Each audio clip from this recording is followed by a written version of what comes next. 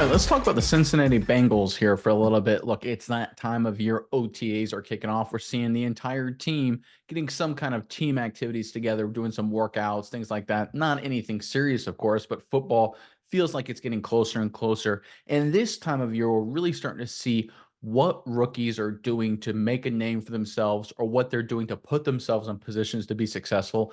And there's one Bengals rookie that I think is off to a really great start, and that is their first round selection.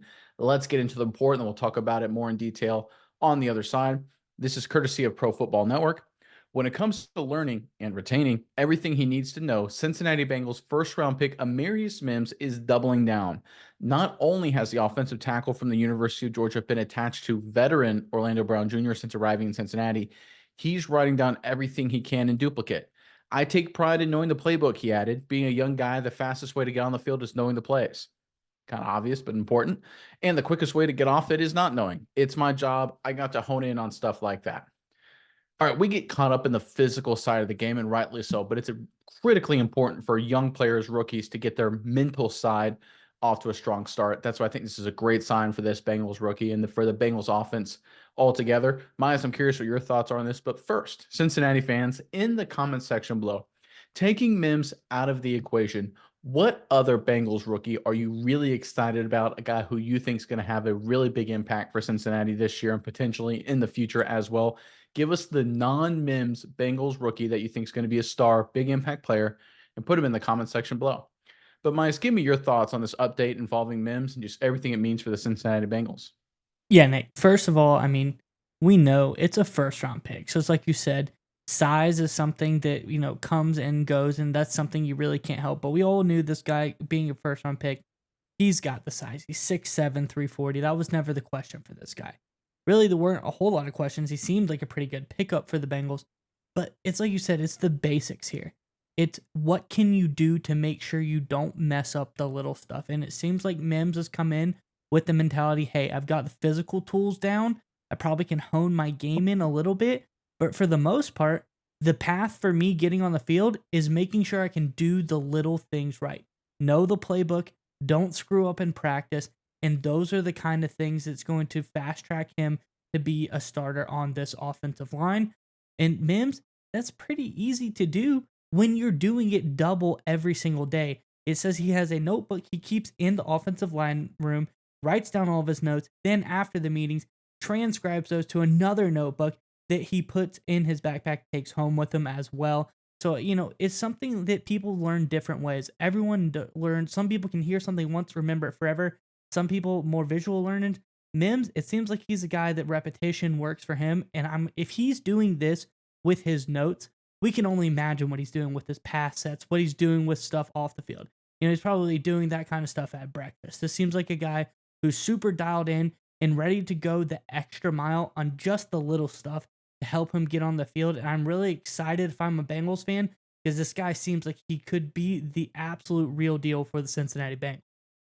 Oh, for sure. And I think it's important to understand is that all of these conversations in terms of installing the plays, getting the basics down in the fundamentals, that's what's going in now, right? This is the framework, the foundation. The actual detailed stuff will come during training camp. And then, of course, the game plan stuff will happen week by week by week. But now it's the fundamentals. Now it's the foundation. And this is why it's really important this time of year. We hear people talk about it all the time. Look, it's OTAs. Does it even really matter what rookies are doing?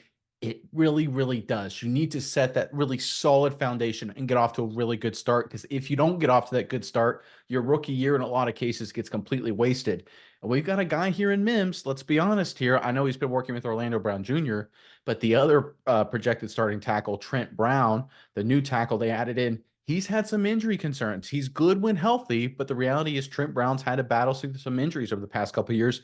Trent Brown is north of 30 as well. There's a very high probability that Mims will be playing and starting in a number of key games down the stretch, potentially just if Brown gets hurt or if he beats him out right for the opposite tackle position. So again, if that situation comes up, you want to make sure your tackle, the guy protecting Joe Burrow, for God's sakes, who's had two season-ending injuries already in his career up to this point, has a really good foundation and understands the basic concepts, and it starts now. It's so different than college football, right? When people are just sitting there, it's like, well, you have your entire redshirt freshman year to get the fundamentals. You have spring ball. You have all these different times. The NFL is so constrained; it happens so fast. You get a couple OTA practices in one phase, a couple in the next phase, and then you're right into training camp where you have a limited number of practices, 3 preseason games, and then it's put up or shut up time, right? You got 17 games to decide how your season is going to go, right? There's such a limited time for a young player to get up to speed. That's why it is critically important for every single young player to be putting in that extra work, especially on the mental side. And that's why this is a great sign for the Bengals going forward. And look, I'm really impressed with Mims. I think the real concern with Mims coming out of Georgia was the fact I think he only had 8 career starts. That's not a lot. He had every physical tool you would want.